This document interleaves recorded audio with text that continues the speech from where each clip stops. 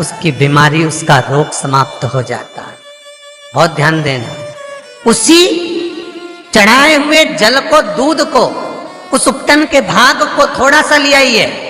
जिस बच्चे को निमोनिया की बीमारी है, जिसका बुखार नहीं उतर रहा हो, उसके मस्तक पर लेपन कर दीजिए, हृदय चित्त पर लगा दीजिए महाराज। उसके बाद में उस बच्चे को वस्त्र से, गीले वस्त्र से पोंछ दीजिए, उस वस्त्र को झटकार दीजिए, बच्चे का बुखार 10 मिनट के अंदर उतर जाएगा। ये कभी भी कर सकते हो, ऐसा कोई दिन निश्चित नहीं है, कोई तिथि निश्चित नहीं है। जब बुखार आए, जब स्वास्थ्य ज्यादा गड़बड़ हो जाए, तब करिए। मंत्र का जाप करते हुए ओम हूम ओम जूम सह, इस मंत्र का बस स्मरण करना है। ओम जूम सह मंत्र का स्मरण करिए और शिव की आराधना करिए। ये वो सती है जो सती माता ने भगवान शंकर से विवाह के प्रथम में प्राप्त करी है। यदि कहीं से 5 मुखी रुद्राक्ष मिल जाए, सब्सक्राइब करें हमारा चैनल पास्तु फैक्ट, और 5 मुखी रुद्राक्ष को हमारे हर एक तांबे के कलश में जल भरकर उसमें डाल दो।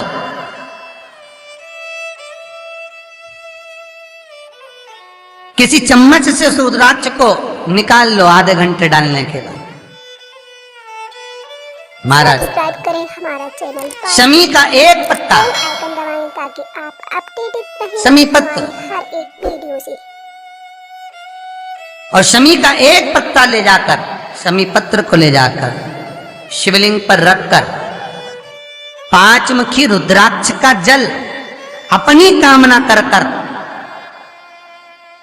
सब्सक्राइब करें अपनी मन की कामना कर कर सोमवार के दिन जो व्यक्ति समर्पित कर देता है, उसकी मनोकामना भोलेनाथ 3 महीने में पूरी कर देते हैं।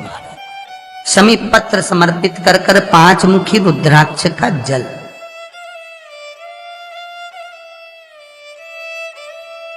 मनोकामना। और एक बहुत सुंदर बात वर्णन करूंगा।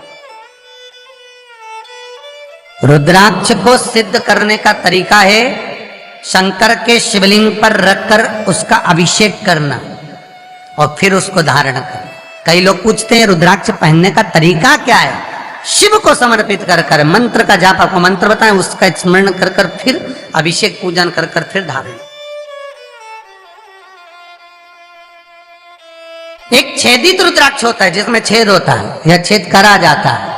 एक बिना छेद का रुद्राक्ष होता है जिसमें छेद नहीं होता। जिस रुद्राक्ष में छेद नहीं होता वो कार्य में सिद्धि अधिक देता है, सिद्धता प्रदान करता है, वो खंडित नहीं कहलाता।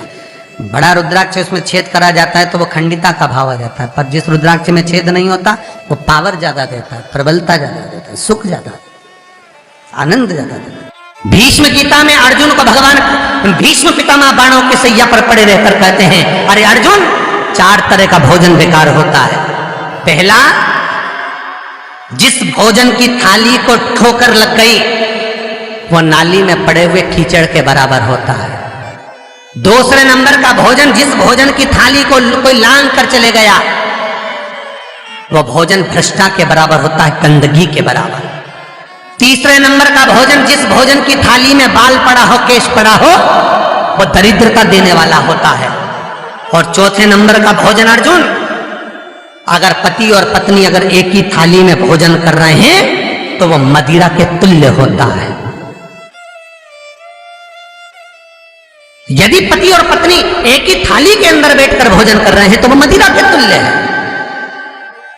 भीष्म गीता कहती है, अर्जुन, पति के जीवने के बाद अगर पत्नी उसी थाली में भोजन करती है तो 4 धाम के प्रसाद से बड़ा महाप्रसाद बन जाता है। और यदि पति और पत्नी का नियम है कि हम दोनों तो साथ ही भोजन करते हैं तो हाथ जोड़कर निवेदन है, साथ भोजन करो, मना नहीं है, 2 थाली अलग अलग लगाओ, पर पति के साथ बैठकर एक थाली में खाना रोज प्रतिदिन मदिरा को निगलने के बराबर है। मदिरा को कई लोग कहते हैं एक ही थाली में भोजन करो तो प्रेम बढ़ता है, प्रेम बढ़ता है। शिव महापुराण की कथा कहती है, पति और पत्नी अगर एक ही थाली में भोजन करते हैं एक ही थाली में अगर पति और पत्नी भोजन करते हैं तो उस घर की दशा देखिएगा। उस घर के बच्चे कभी भी विद्या में उत्तम नहीं निकल सकते। उस घर के बच्चे कभी भी सत्मार्गी नहीं निकल सकते, मार्ग से विचलित ही निकलेंगे, क्योंकि मदिरा के नशे में पैदा हुए हैं। तो सुन अर्जुन, सुन, यदि बेटी कुंवारी है और बाप के साथ में बैठकर भोजन करती है तो उस बाप की कभी अकाल मौत नहीं होती है, क्योंकि बेटी बाप के काल का हरण कर लेती है। बेटी कुंवारी है, बेटी की शादी हो जाए जब भले वो पिता के साथ भोजन ना करे क्योंकि गोत्र बदल गया, पर बेटी जब तक कुंवारी है बाप के साथ बैठकर भोजन करेगी तो बाप के काल को हरण कर लेती है। ये उसी तरह जैसे एक गाय ब्याह गई हो और एक गाय कुंवारी हो। महाराज, ब्याही हुई गाय का गोबर से लीपने से ज्यादा फलदायी होता है कुंवारी गाय का गोबर से लीपना, वो ज्यादा फलदायी। बछिया के गोबर से लीपना, कुंवारी गाय के गोबर से, जो ब्याही ना हो। कितना कितना शास्त्र प्रमाण देता है महाराज। कई लोग दुखी भी हो रहे होंगे आज हमारी कथा सुनकर कि भगवान गुरुजी आपने कह दिया कि एक थाली में भोजन मत करो, और हम तो इतने साल से करते हुए आ रहे हैं और अलग अलग करेंगे और ऐसा और वैसा। कई लोग तो चैनल ही बन। शिव महापुराण की कथा कहती है, यदि आप भगवान विष्णु के मंदिर गए हो, सत्यनारायण भगवान के मंदिर गए हो, राम मंदिर गए हो, कृष्ण मंदिर गए हो, दत्त मंदिर गए हो, किसी भी देवता के मंदिर में जाते हो, वहां का प्रसाद आप 15 दिन 20 दिन तक रख सकते हो, पर शंकर का प्रसाद रात भर नहीं रखाता। क्यों? क्योंकि शंकर का प्रसाद एक दोपहर संध्या तक आपका है। रात्रि को 9:15 तक शंकर का प्रसाद आपका है साहब। शंकर भगवान ने जब 12 की रचना करी थी, घड़ी की रचना भगवान शंकर ने करी, तिथि और समय की रचना भगवान शंकर ने करी।